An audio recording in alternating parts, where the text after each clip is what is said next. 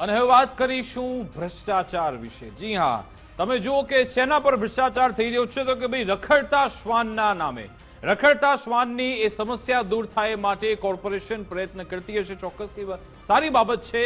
પણ સુરતમાં એક આરટીઆઈ એક્ટિવિસ્ટ એવો ખુલાસો કર્યો છે કે આજ રસીકરણ ખસીકરણ આ સમસ્યાને દૂર કરવાની આડમાં મસ્ત મોટું એક કૌભાંડ ચાલી રહ્યું છે, ભ્રષ્ટાચાર ચાલી રહ્યું છે। એક આરટીઆઈ એક્ટિવિસ્ટ સામે આવ્યા સુરતમાં કે જેમણે ડેટાવાઇઝ બતાવ્યું કે કોર્પોરેશન આટલા શ્વાન ગણાવી રહી છે, એની સામે અધધ આટલા શ્વાનનું રસીકરણ કેવી રીતે થઈ ગયું અને આંકડો લાખોમાં નથી પરંતુ કરોડોમાં પહોંચી રહ્યો છે।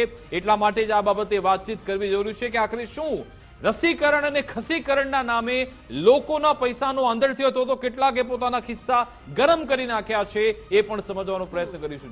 બિલકુલ, હાલમાં જ આપણે જોઈ રહ્યા છીએ કે અલગ અલગ મહાનગરપાલિકાઓમાં બજેટ મંજૂર થતા હોય છે શહેરના વિકાસને લઈને, એમાં જ અલગ અલગ કામોમાં ભ્રષ્ટાચાર થયા હોય એવા આપણે ભૂતકાળમાં કિસ્સાઓ સાંભળ્યા છે। પરંતુ સુરત મહાનગરપાલિકા સામે, સુરત કોર્પોરેશન સામે હવે ભ્રષ્ટાચારના આરોપ લાગ્યા છે। તો શેની માટે? જે શ્વાનોનું રસીકરણ અને ખસીકરણ કરવાનું હોય છે એના માટે પણ એક બજેટ રજૂ થતું હોય છે, કરોડો રૂપિયા એની પાછળ પણ ફાળવવામાં આવતા હોય છે।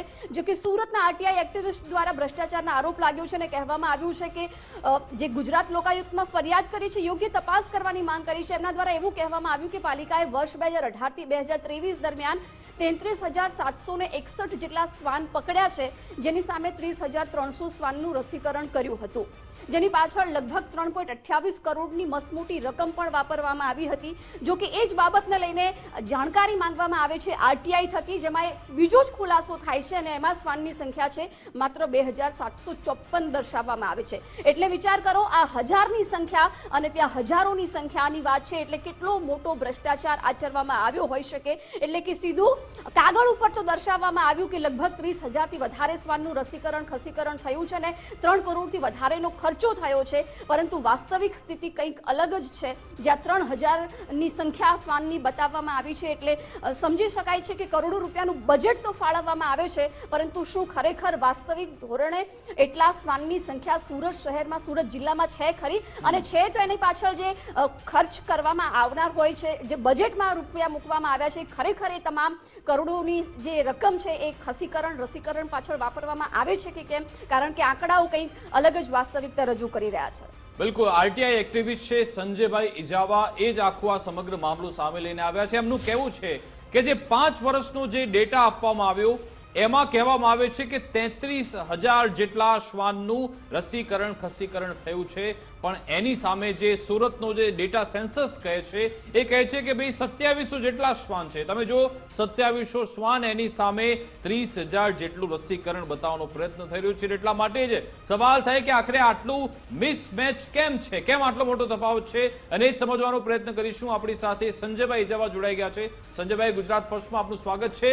શું આક્ષેપ છે આપનો? આપ જે કહી રહ્યા છો કે રસીકરણ ખસીકરણના નામે ભ્રષ્ટાચાર થયો છે, શું કહેશો આપ?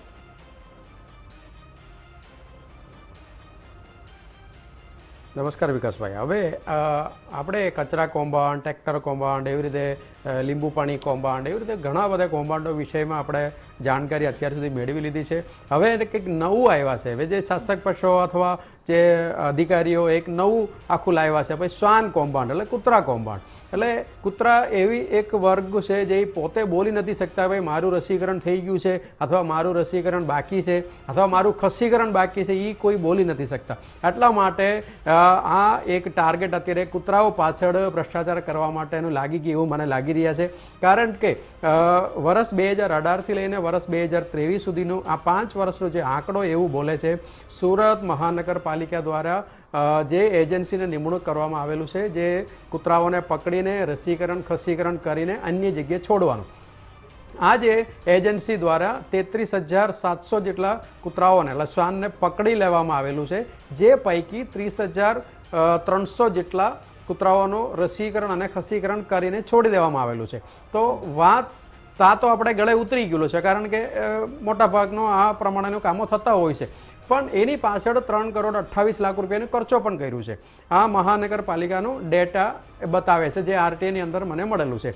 પણ વાત કંઈ હજમ નહીં થયું એટલા માટે નહીં થયું કારણ કે સુરત શહેરની અંદર આખા ગુજરાતની અંદરમાં પણ જ્યારે શાનો અથવા પશુ પક્ષીઓ માટેનો સેન્સસ પણ હોય છે, જે માણસનો સેન્સસ થતા હોય એવી રીતે, તો એવી રીતે 20th લાઈવ સ્ટોક જે સેન્સસ છે એ 2023માં આંકડાઓ બહાર આવ્યું છે.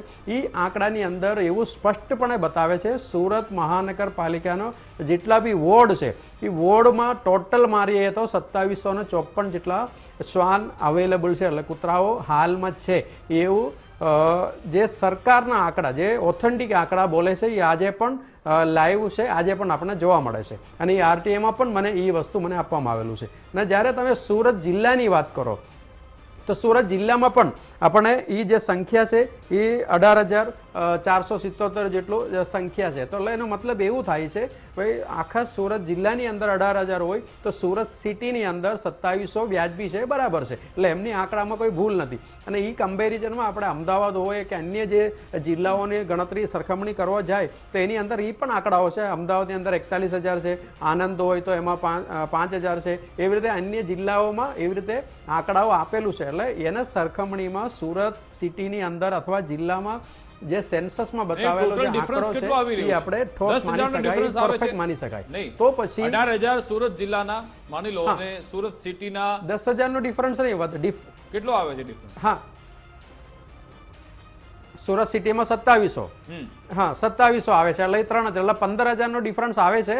એ ખાલી જિલ્લા અને સિટી બે વચ્ચેનો તફાવત. આપણે પ્રશ્ન એ નથી, એ આપણે એક એક્યુરસી માટેનું આપણે ગણતરી કરેલું છે. પણ તફાવત ત્યાં આવે છે 2754 કૂતરાઓને તમે રસીકરણ ખસીકરણ કરો તો 35 લાખ રૂપિયાની આજુબાજુનો ખર્ચો થાય, કારણ કે 1,400 રૂપિયા પર કૂતરાઓ પાછળ ખર્ચો કરવા માટેનું એને ટેન્ડર ભરેલું છે. તો આ જે આંકડો છે 3,28,00,000 પહોંચી ગયો હોય તો સમજી લેવાનું હજારોની સંખ્યામાં તમે કૂતરાને રસીકરણ ખસીકરણ કર્યું છે. એટલે આંકડા જે મ્યુનિસિપલ કોર્પોરેશન દ્વારા આપવામાં આંકડા દર વર્ષે 7,000, 8,000, 9,000 એવરેજ બોલે. એટલે 33,700 જેટલા કૂતરાઓને તમે પકડાય એવું તમે રેકોર્ડ બનાવ્યા છે. એનો મતલબ એવું થાય છે ભ્રષ્ટાચાર કરવા માટે આ આંકડાઓ બનાવ્યા છે, ભ્રષ્ટાચાર કરવા માટે આ પેમેન્ટ થયું છે, એની અંદર કોને કોને મિલીભગત છે આ બધું તપાસની વિષય છે. એટલા માટે આ 2023ની અંદર મ્યુનિસિપલ કમિશનરને અને વિજિલન્સ ડિપાર્ટમેન્ટને આ આખું પત્ર અહેવાલ મેં આપેલો હતો. આજ દિન સુધી કોઈ કાર્યવાહી કરી નથી, એટલે અંધે કંટાળીને લોકાયુક્ત સુધી પહોંચાડવાનું મારે આ ફરજ પડી છે. હવે લોકાયુક્ત સુધી અમે પહોંચાડી દીધું છે. આવનાર દિવસોમાં નક્કી થવું જોઈએ કયા અધિકારી કે કયા પદાધિકારી પાસે કોના કેટલા ભાગમાં કેટલા કૂતરા આવ્યા એ આપણે નક્કી કરવું જોઈએ. કારણ કે આ પ્રાણી તો બોલી નથી શકવાના. જે બોલાય છે, જે જાગૃત નાગરિકો બોલાય છે, જે ડેટાઓ બોલે છે એ આપણે અત્યારે રજૂ કર્યા છે. અને મજાની વાત છે વિકાસભાઈ, એ એક વસ્તુ છે, એક ડિપાર્ટમેન્ટ પાસેથી આપણે ડેટા મેળવવાનું અને બીજા ડિપાર્ટમેન્ટને આપવાનું છે. જો આ ડિપાર્ટમેન્ટ આ પ્રમાણે કૌભાંડ કરે છે અને બીજા ડિપાર્ટમેન્ટ તપાસ કરો. જ્યારે ઇન્ટરનલ ઓડિટ થતા હોય અથવા મ્યુનિસિપલ કોર્પોરેશન ઓડિટ થતા હોય અથવા સીએજી જેવા સંસ્થાઓનું ઓડિટ થતા હોય ત્યારે આ પ્રમાણે કોઈ કૌભાંડ બહાર આવતા નથી. જાગૃત નાગરિકો મહેનત કરીને આરટીઆઈમાં ડેટા માંગીને અને ઉચ્ચ સ્તરે આપવું પડે એવી હાલત છે. સંજયભાઈ, આ રજૂઆત તમે કોર્પોરેશનમાં તમે કહ્યું એટલે એનો કેટલો સમય થયો? 2023-24માં કરી હતી, પછી તમે લોકાયુક્તમાં કે એ સમયગાળો કેટલો રહ્યો? ત્યાંથી કોઈ જવાબ આપવામાં આવ્યો હતો ખરા?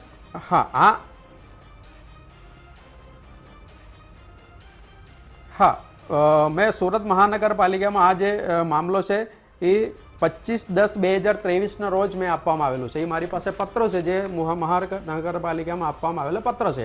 આ પત્ર 25/10/2023ના રોજ આપવામાં આવેલું છે. આજે 2 વર્ષથી પણ વધારે સમય વીતી ગયું છે, છતાં આની અંદર કોઈ કાર્યવાહી કરવામાં આવી નથી. વારંવાર આરટીઆઈ કરીને પૂછું છું, મારે જે અરજી છે એ અરજીમાં તમે શું કાર્યવાહી કરી છે, શું તપાસ કરી છે, એની અંદર શું તમારે અહેવાલ છે મને આપો. તો દરેક ડિપાર્ટમેન્ટ એવું જવાબ આપે છે અમારી પાસે કોઈ માહિતી ઉપલબ્ધ નથી. એટલે એનો મતલબ એવું થાય છે મહાનગરપાલિકાને આ તપાસ કરવામાં કોઈ રસ નથી. આટલા માટે અત્યારે લોકાયુક્ત તરફ મારે જવા માટેનો ફરજ પડી છે. કારણ કે આ સુરત સિટીનો પ્રશ્ન નથી, આખા ગુજરાતના પ્રશ્ન છે. તમામ જગ્યાઓ પર આ પ્રમાણે આરટીઆઈ થવું જોઈએ અને જાગૃત નાગરિકો આ પ્રમાણે આરટીઆઈ કરીને આ જે આંકડાઓ બહાર લાવવું જોઈએ. તો કરોડોમાં આ આંકડો હશે. જે રસીકરણ ખસીકરણ નામે ભ્રષ્ટાચાર કર્યું છે કરોડોમાં હશે. તો એક શ્વાનના રસીકરણ કે ખસીકરણ પાછળ કેટલો ખર્ચ એક થાય છે અને ઓવરઓલ આંકડો કેટલે સુધી પહોંચે છે?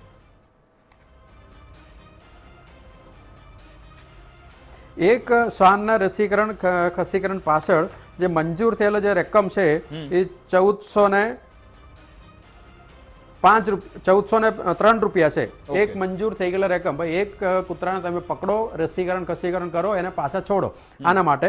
એટલે આ પ્રમાણે તમે જોવો છો 2754 જેટલા કૂતરાઓ પાછળ ખરેખર જો 100% કામગીરી થશે તો પણ 34 કે 35 લાખના 38 લાખ થાય છે. ઉપર તો આ કામ થવું નહીં જોઈએ એવું મારું માનવું છે. 63,862 આટલી પ્રાઇસ થાય, આટલી 38 લાખ થવું જોઈએ. બરાબર. બસ આટલી પ્રાઇસ થાય. જો 100% કૂતરાઓને તમે રસીકરણ કસીકરણ કરવા માટેનું પકડી લીધા તો આ તો અહીંયા તો તમે 33,000 ના પકડ્યા છે. એમની પણ આ આંકડો 33,000 તો રસીકરણ તમે જે કસીકરણ સેન્સસ કર્યા છે. બતાવ્યો ક્યાંથી લાવ્યા આટલા બધા 2754 નો આંકડો, તો એ કયા વર્ષનો છે? એ જૂનો આંકડો છે કે હમણાં લેટેસ્ટ? કદાચ એવું બની શકે કે જૂનો ડેટા હોય, એટલા સમયમાં 2754 શ્વાનના મૃત્યુ પણ થયા હોય અથવા તો બીજું કોઈ કારણ હોય, એવું બની શકે? ના, એ જે એની આગળ જે 19th જે છે એમાં પણ આ આજુબાજુનો જ કૂતરાઓનો જે રેશિયો છે એ આજુબાજુ જ છે.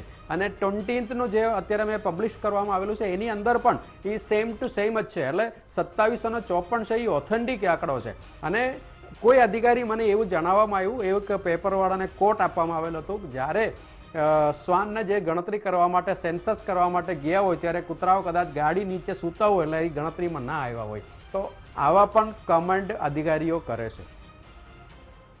અચ્છા સંજયભાઈ, આપની ડિમાન્ડ આમાં શું છે? તમે લોકાયુક્તમાં તો ગયા છો, આપને લાગે છે કે સત્ય બહાર આવશે ખરા? કારણ કે હજુ સુધી અમે કોર્પોરેશનનો પ્રયત્ન કરી રહ્યા છે કે એ પણ કોઈ જવાબ આપે, ફોન ઉપાડે, કોઈ જવાબ તો મળી નથી રહ્યો. આપને લાગે છે કે આમાં સત્ય બહાર આવશે?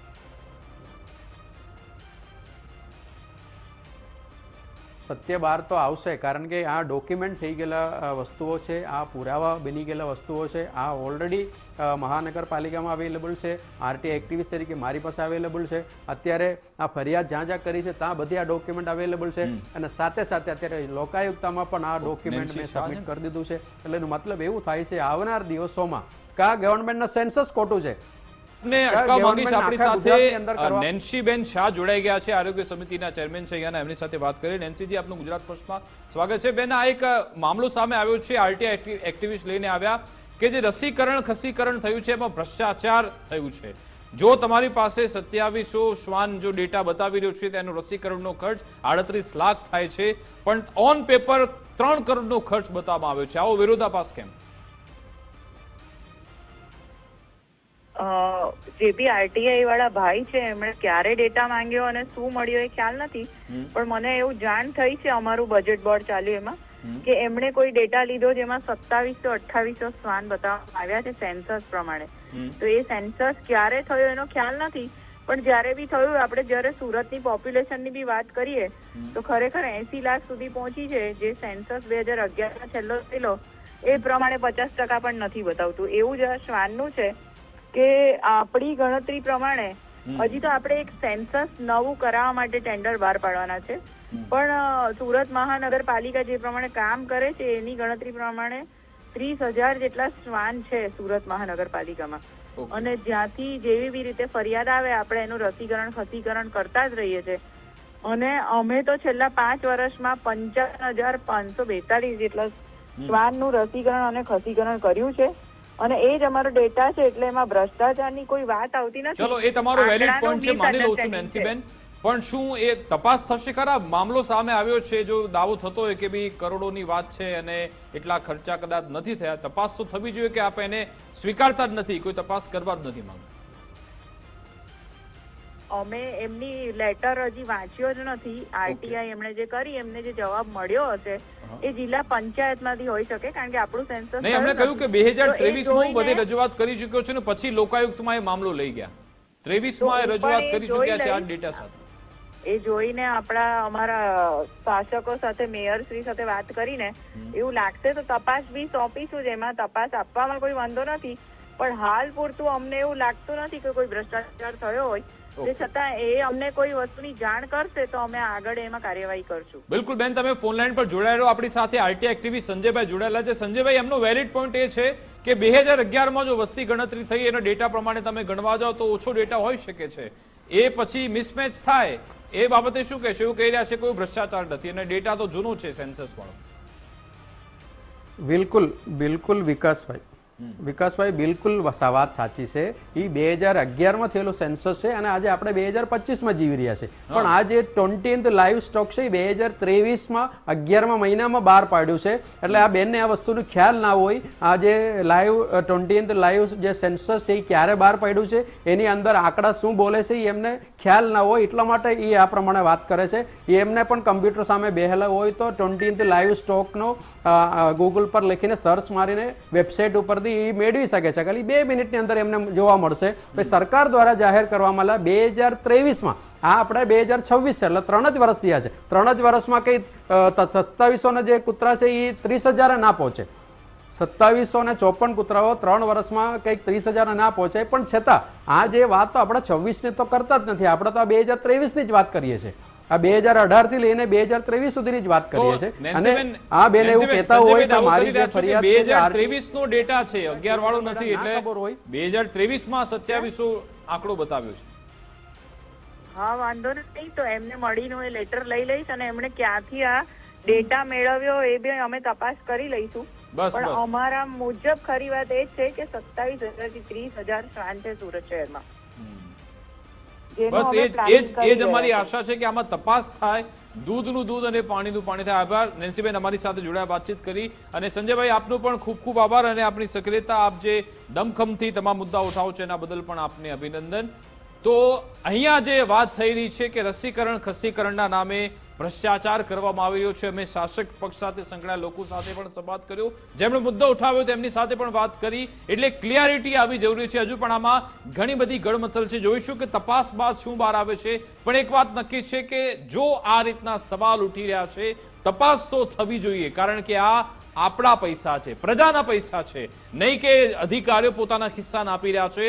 આપણા પૈસાનો જો વહીવટ આ રીતે ભ્રષ્ટાચારમાં થતો હોય તો એની સામે હંમેશા બોલતા જ રહીશું. અમારી વિશેષ રજૂઆત અંતર્ગત બસ આટલું જ. આપ જોતા રહો ગુજરાત ફર્સ્ટ ન્યૂઝ. નમસ્કાર.